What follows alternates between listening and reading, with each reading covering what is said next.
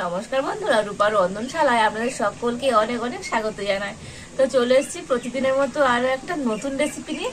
আর আজকে আমি বানাবো বাঁধাকপি পাতুরি।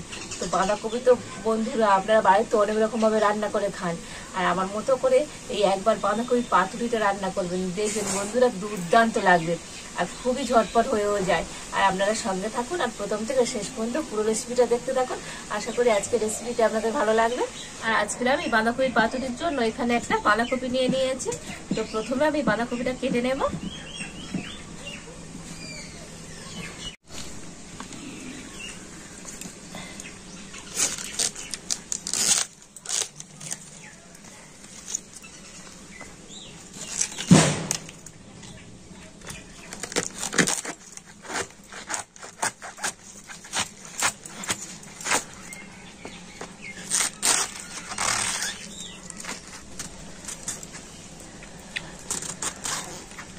তো বন্ধুরা বাঁধাকপি পাতুরির জন্য তো বাঁধাকপি কিন্তু একদম সরু সরু করে কাটার দরকার নেই, একটু বড় বড় করে কাটলে হয়ে যাবে।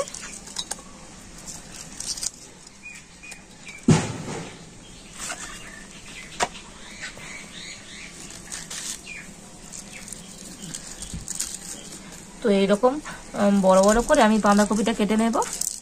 তো তবে পুরো বাঁধাকপিটা আমি করব না, আমি অর্ধেক বাঁধাকপিটা করব। আর এই শক্ত অংশটা কিন্তু বাদ দিতে হবে। আর এই শক্ত অংশটা আমি বাদ দিয়ে দিলাম।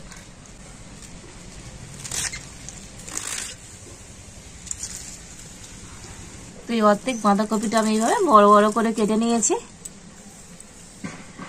আর এবার আমি এখানে কিছু মটরশুঁটি নিয়েছি, তো মটরশুঁটিগুলো ছাড়িয়ে নেব।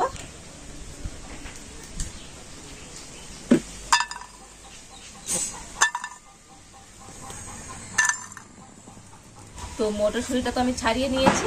আর এবার আমি এই বাঁধাকপিগুলো জল দিয়ে ধুয়ে নেব।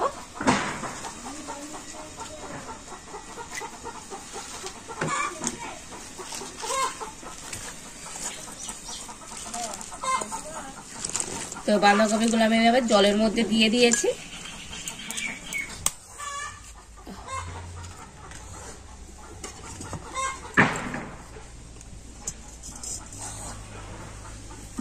তো এবার আমি কড়াইতে দিয়ে দিচ্ছি জল।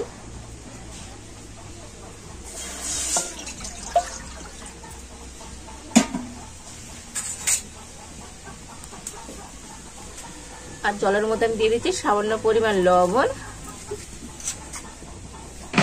আর সামান্য পরিমাণ হলুদ। আর এবারে আমি কেটে রাখা বাঁধাকপিটা জল থেকে ভালো করে ধুয়ে নে আর কড়ার মধ্যে দিয়ে দিচ্ছি।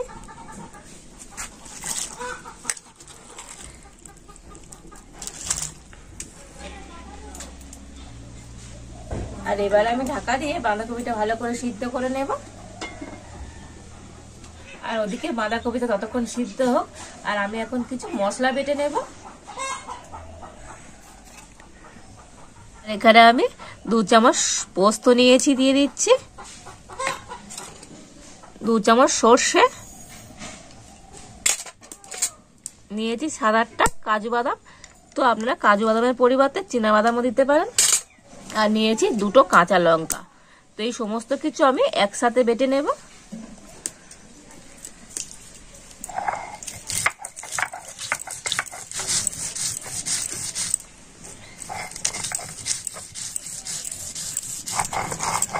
তো দেখুন সমস্ত মশলাগুলো আমি বেটে নিয়েছি।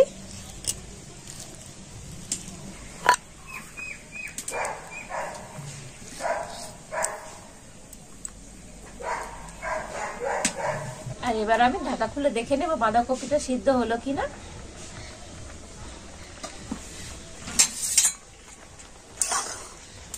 তো দেখুন বন্ধুরা বাঁধাকপিটা তো খুব কিন্তু ভালো মতো সিদ্ধ হয়ে গেছে।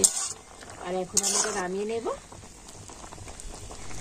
তো আমি একটা ছাঁকনি দিয়ে এইভাবে বাঁধাকপিটা ছেঁকে ছেঁকে না।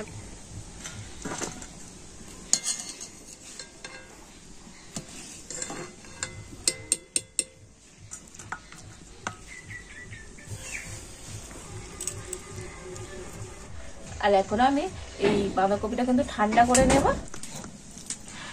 তো বাঁধাকপিটা কিন্তু ঠান্ডা হয়ে গিয়েছে। আর এখন আমি এই বাঁধাকপিটা এরকমভাবে নিগড়ে নিগড়ে সমস্ত জল কিন্তু বাদ দিয়ে দেব।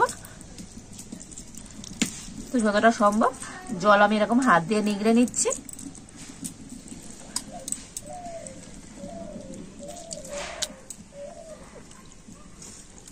তো দেখুন সমস্ত বাঁধাকপিটা আমি এইভাবে কিন্তু জল থেকে ভালো করে নিগড়ে নিয়েছি। এবারে আমি এই সিদ্ধ করে রাখা বাঁধাকপির মধ্যে দিয়ে দেবো মটরশুঁটি।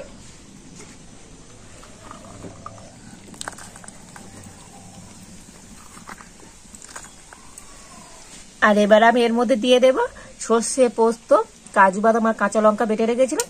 তো সেই বাটা মশলাটা আমি এখন দিয়ে দিচ্ছি।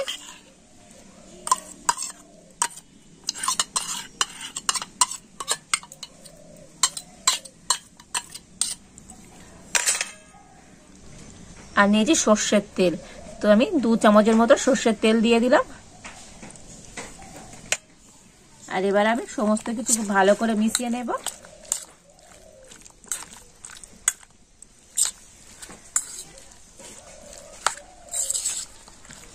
তো সমস্ত কিছু দিয়ে বাঁধাকপিটা কিন্তু খুব ভালো করে আমি মিশিয়ে নিয়েছি। আর এবার আমি কড়াইতে দিয়ে দেবো 1 চামচ সর্ষের তেল।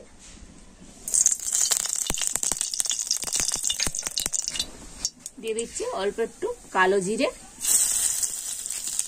আর এবারে আমি সমস্ত মশলা দিয়ে মিশিয়ে রাখা বাঁধাকপিটা দিয়ে দিচ্ছি।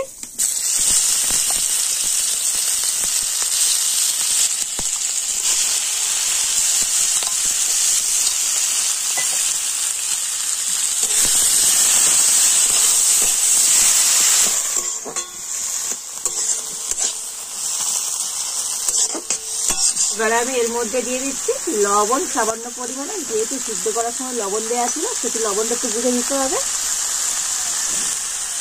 আর দিয়ে দিচ্ছি সামান্য পরিমাণে হলুদ।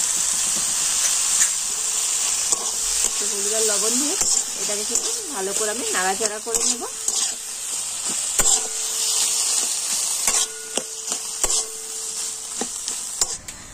আর এবার আমি এটা ঢাকা দিয়ে দিচ্ছি। তো এবার আমি আবার ঢাকা খুলে নেড়ে দেব। তো আমি একটু নাড়াচাড়া করে আবারও একবার ঢাকা দিয়ে দিচ্ছি। আর এবার আমি আবারও ঢাকা খুলে দেখে নেব। তো আজকে কিন্তু বাঁধাকপির পাতুরিটা বন্ধুরা একদম রেডি হয়ে গেছে। আর সব শেষে আমি দিয়ে দেবো সামান্য পরিমাণ চিনি। তো যেহেতু এটা নিরামিষ তো বন্ধুরা একটু মিষ্টি দিলে কিন্তু বাঁধাকপি পাতুরিটা তো দারুণ খেতে হবে। আর এই বাঁধাকপি পাতুরিটা তো বন্ধুরা সম্পূর্ণ কিন্তু নিরামিষ।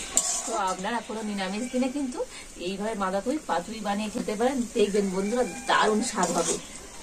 আর অনেক বাচ্চারা তো বন্ধুরা সবজি খেতে চায় না, তো বাঁধাকপি তো এইভাবে রান্না করে দেবেন, দেখবেন বন্ধুরা তারাও কিন্তু আবার চেয়ে খাবে, দারুণ টেস্ট হয়। আর আজকে কিন্তু আমার বাঁধাকপি পাতুরি একদম রেডি হয়ে গেছে। এখন আমি এটা নামিয়ে নেব।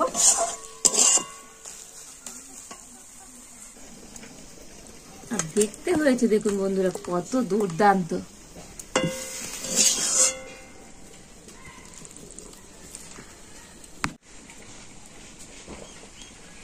দেখলেন তো বন্ধুরা আজকের এই বাঁধাকপি পাতুরিটা কত দারুণ হলো আর কত ঝটপট হয়ে গেল। আর গরম ভাতের সাথে তো বন্ধুরা এইরকম বাঁধাকপি পাতুরি থাকলে আর কিছুই লাগবে না, পুরো ভাতটাই কিন্তু এটা দিয়ে খাওয়া হয়ে যাবে, অসাধারণ স্বাদ হয়। আর বাড়িতে তো আমার মতো করে এইভাবে বাঁধাকপি পাতুরি আবার বানিয়ে দেখতে পারেন বন্ধুরা, দুর্দান্ত হবে।